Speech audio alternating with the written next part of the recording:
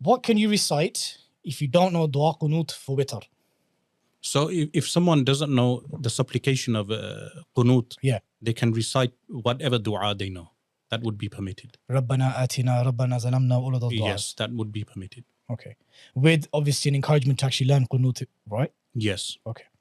What do you do if you forget what raqah you are on when you're praying a fard salah on your own?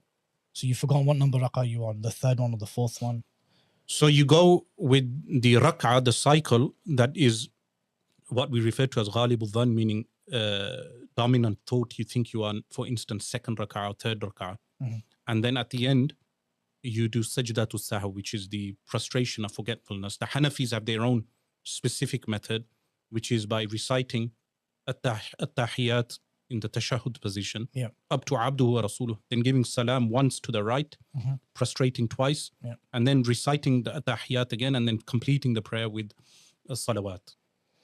Would the same apply if you forgot to recite a surah after Fatiha during a salah on your own? Yes, because reciting a surah with Surah Al-Fatiha in the first two rak'ah Yeah.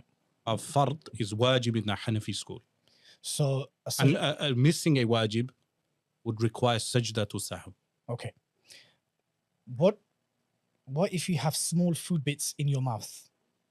Which is a common issue for some Bangladeshis because they have obviously supari and pan a lot. Obviously, the normal thing would be to do chuluti, to rinse your mouth. But obviously, there could be times where you have bits in your mouth. What they mention in books like Nurul Idah, basic books in Hanafi school, is if it's the size of a chickpea and you chew it, then your salah is broken. It invalidates the prayer. Chew it, not swallow. Chewing, because of amal kathir. But if it's less than that, then it doesn't invalidate the prayer. Can you swallow it if it's in your mouth? It should be avoided. But if it's smaller than a chickpea. More than a chickpea. Smaller than a chickpea. If it's smaller than a chickpea, it will not invalidate the prayer. Okay. They do mention if someone has something like a sesame seed and it dissolves in the mouth and then he swallows it, it doesn't break the prayer. What if someone unintentionally, without any control, breaks wind during the tashahhud of the conclusion of the prayer?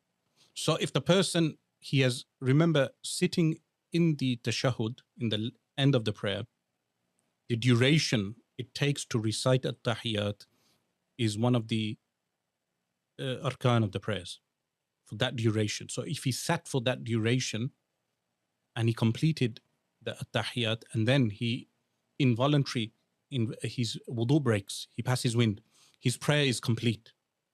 His prayer is done. Is there a difference of opinion on this, Mao? So they mention two positions. In the school, there are two positions. One is al-khuruj bi-sun'i, which is doing something of his own device, must be done with the salam. Mm-hmm. So some people, they choose that as the mu'tamad position of the school, that if he doesn't do salam, his prayer is not valid. But the second position within the school is that the khuruj with salam is wajib. It's not sharta within the salah. And that is, the fatwa is actually given on the second. Okay. If you check the Hashia of Ibn Abdin, it's on the second. Does your wudu break if you laugh during salah for the Hanafis? So this position is unique to the Hanafis, and some of the ulama, they mention that this demonstrates that the Hanafis actually act upon hadith before qiyas. So analogy. So which hadith is that ruling based There's a on? weak hadith in the Sunan of Ad-Daraqutni that Rasulullah sallallahu alaihi wasallam was leading the prayer, and whilst leading the prayer, a man came in and fell. It mentions a well, and some of the Sahaba laughed out aloud, which is referred to as qahqaha, and they were, at the completion of the prayer, they were commanded to repeat their wudu and prayer. So the Hanafis act upon that hadith. Though the hadith is weak. Though the hadith is weak, but they only apply the ruling on prayers which have no sajda and ruku', which would mean in salatul janaza, it doesn't invalidate the wudu in salatul janaza, and also in Eid prayer. So just in janaza. So if you crack. So if someone passes wind, in salatul janaza, they can do tayammum from the walls in the Hanafi school. If they pass wind in Eid prayer, they can do tayammum from the walls. If they laugh out aloud, it will break the wudu and prayer in Eid prayer, but in Salatul Janaza, it will only invalidate the prayer. What constitutes as laughter? Laughter, by definition, how they define laughter is laughing out aloud to the extent that the person next to you can hear your laughter. So it's the person next to you, not you hear yourself laugh. And yourself. Yeah. Yes. So some of them, they mention that if someone hears themselves, it would invalidate the prayer as well. That would count as qahqaha. Okay. While tabassum is just smiling. And that doesn't break. So if someone smiles, that doesn't invalidate the prayer. Okay. Is chess permissible? So chess in the Hanafi school has 4 conditions, 4 shurut for it to be valid. If you check Khalil bin Abdul Qadir al-Nahlawi's book, Al-Hadar wal-Ibaha, he mentions the 4 conditions. From those conditions is that the person does not miss the prayers, the salah. It does not become addictive. They do not gamble. So they mention these conditions. With those conditions, chess is permissible in the Hanafi school. Unless it transgresses or violates any those. one of those conditions. Okay. Can we greet non-Muslims on their religious days and festivals? Christmas, Diwali, No, Hanukkah. This would be impermissible. So if you check Hanafi works, like Multaqa al-Abhur, standard Hanafi works, they mention the day of Nairuz in the Persian festivals. It's not permissible to greet them on those festivals with regard to that specific religious festival. So a person can greet them, but not greet them on a religious festival. Okay. Is selling or breeding dogs for profit permissible? You see, the outward of a particular hadith, which is mentioned in Bulugh al-Maram by Al-Hafidh ibn Hajar, gives the impermissibility of this. But the Hanafis, they take a different, divergent opinion. They permit breeding of animals to sell those animals, cats and dogs. That's permissible in the Hanafi school. Other schools prohibited. So they have their own istidlal, which is not something I will go into now, but it's mentioned within the commentaries of hadith why the Hanafis actually permit this. For our non-Arabic listeners and viewers, what is istidlal? Istidlal is inference from legal texts from Quran and Sunnah. Okay. So within the Hanafi school, selling dogs for profit and breeding is permissible. I wouldn't advise it in this day and age with the incidents with the XL bully dogs and so many young Muslim boys, they want to buy dogs, and it's like it's an extension of the ego. So a man who has no muscles, he needs a dog to demonstrate his ego. So I wouldn't advise people to have these dogs. There's no benefit. In fact, when they mention the permissibility of keeping dogs, there's reasons for that, like as guard dogs or dogs for herding goats and sheep. But in today's day and age, it's become a fashion accessory. So can I ask you 3 things? A Muslim drug dealer who thinks having a guard dog will protect him on the roads, that's not a justified reason. A drug dealer is the biggest coward in the world. I live in Birmingham. Many drug dealers there, they are cowards because they eat haram.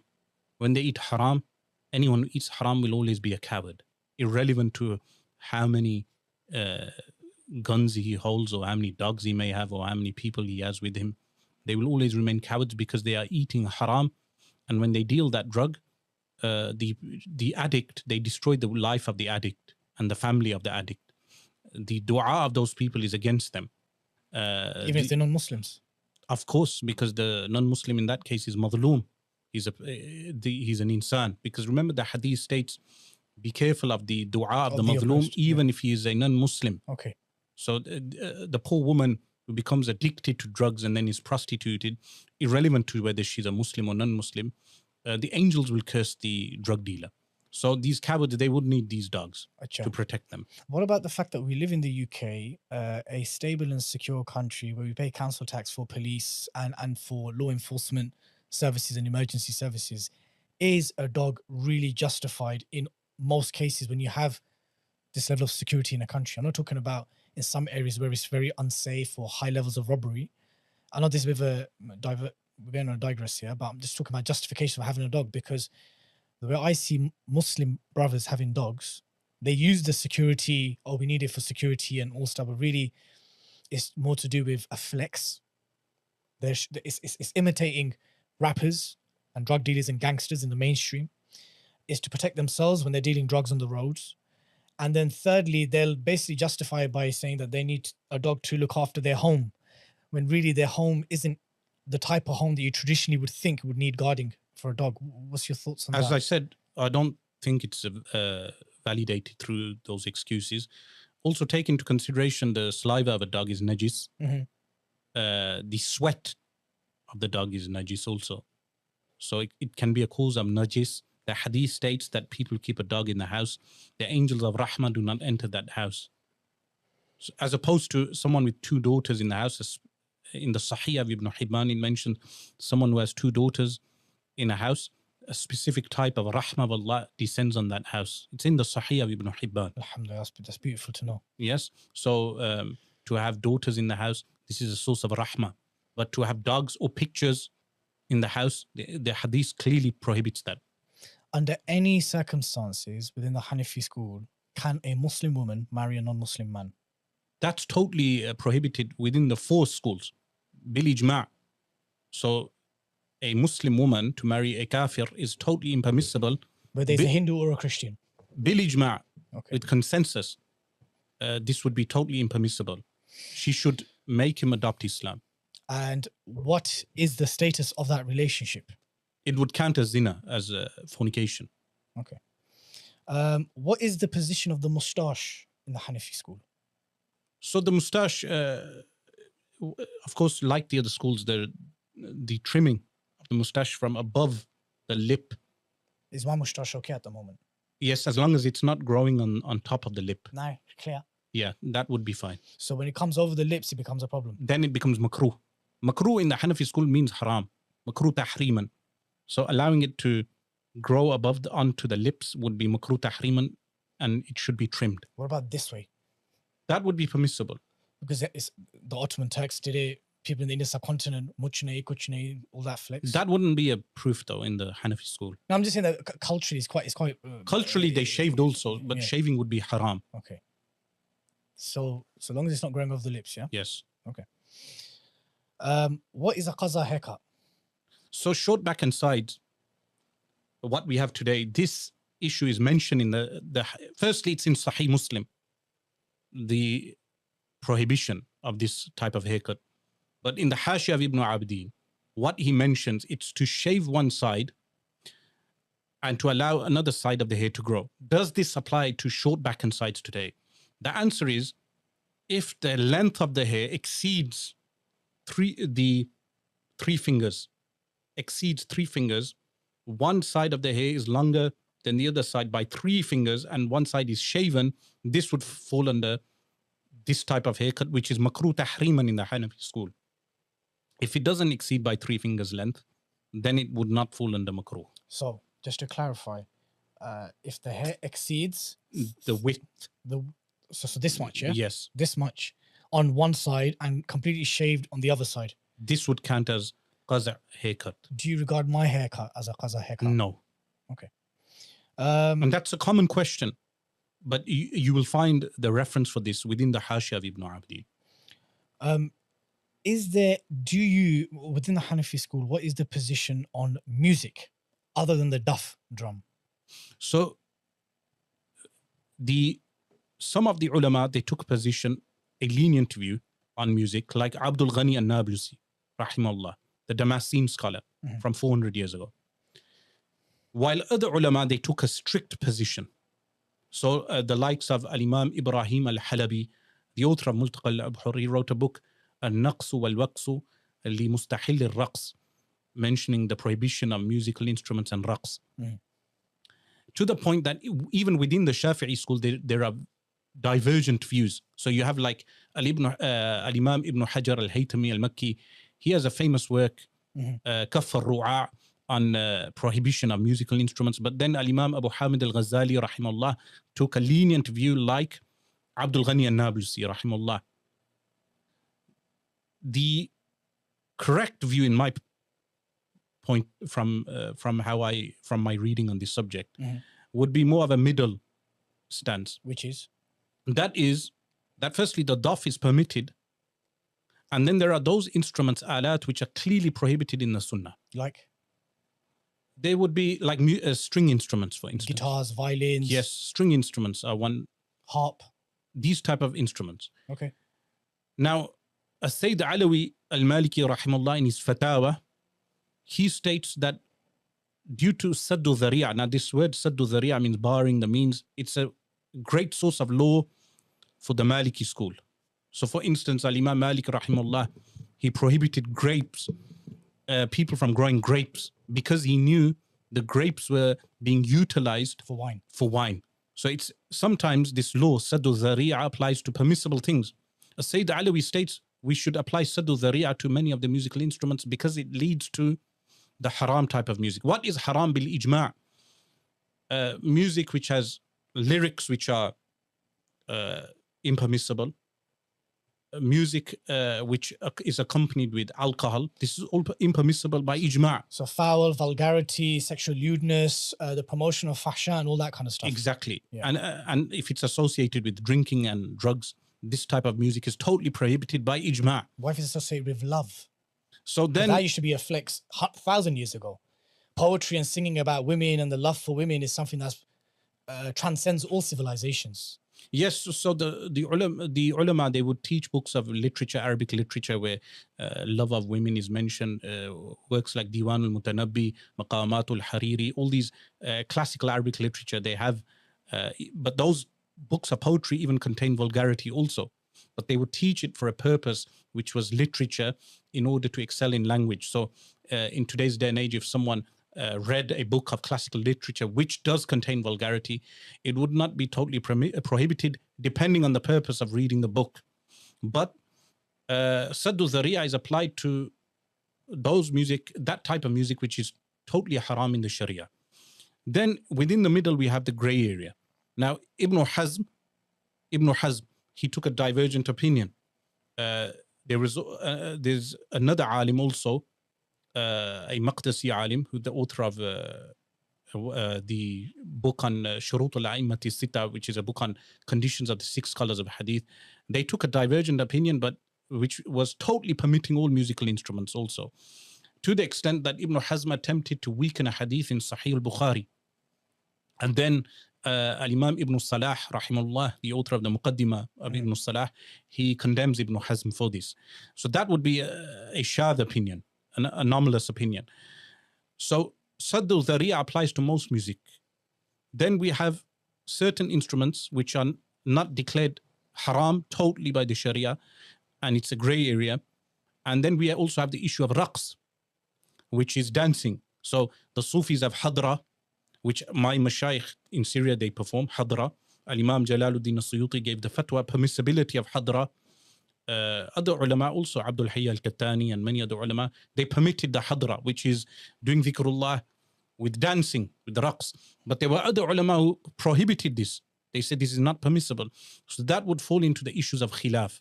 And when issues fall into issues of khilaf, you cannot declare the Muslims as being fasiq, as being transgressors. Jazakallah khair for that Q&A, Shaykh. I hope our listeners and viewers benefited from these questions, because some of them are like everyday questions, especially for Muslims living in the West. I think things to do with music, things to do with haircut, things to do with these kind of... Now with globalization, these questions are common in every Muslim country. So the haircuts, they were common in Damascus. Music is common in Morocco. Everywhere you go, the globalization has changed the face of the Islamic world. There was actually one last one which I forgot. What's the position of halala? So halala in the sense that a man and a wife have divorced, genuine divorce, in the sense that there's no messing about. Both, the husband had intent, gave her talaq, they parted. 3 divorces. 3 divorces. Under which circumstances can they remarry? So this is an important question. This halala, because this has been abused by some people. Yes. So this halala now. Firstly, a planned halala. Zayd divorces his wife. Then he plans a halala by making another man marry his wife, have sexual intercourse with her, and then divorce her, and then Zayd marries her again. This planned halala is prohibited. The question is, some of them say oh, the other man, the second man, may not have had sexual intercourse with her. He may have just been alone and isolated with her in a room, and then he gives talaq. The response to such a jahil, ignorant claim is that then the halala is not even done, because the prerequisite is for it to be penetrative. To have sexual intercourse. Okay. If there's no sexual intercourse, then it's not done in the first place. But what is the legal status of this? In the Maliki, Shafi'i and Hanbali school, the planned halala is ineffective and it remains a zina. It's ineffective in the three schools. In the Hanafi school, the person who does the planned halala is sinful, it's haram. It's haram. When they use the word makruh in the Hanafi school, it's not a light word. They mean haram. It's haram, it's impermissible. Both makruhs. Makruh tahrimi. So when they say the word makruh without qualifying, that counts as makruh tahriman. That's a rule in the Hanafi school. Also, when you hear the word makruh being used in the context of the Hanafi school, it is by default tahrimi. Tahriman, unless specified as tanzihan. Okay. Now, in the Hanafi school, this action is haram. So even though the nikah, Zayd takes back his wife with a planned halala, his nikah is valid now. But he is sinful for having done that. The planned halala is totally impermissible.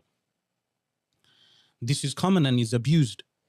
It's abused here in the UK, where some people have made committees where they plan halala and they marry women like a Shia mut'ah, momentarily marrying a woman, having sexual intercourse with her, and then permitting her to go back to her husband. Some of the Hanafis in the UK and elsewhere have been doing this, and this is something that should be condemned in the harshest of terms. It's not permissible according to the Hanafi school. It's not permissible according to all four schools. And I've heard Shia in the past criticizing Ahl Sunnah, Sunni people. They use this. Yes, but they should know also that it's not permissible in the four Sunni schools. It's not permissible. In the Hanafi school, the nikah with her former husband is permitted, but they are sinful for planning the halal. And it's something that should be condemned.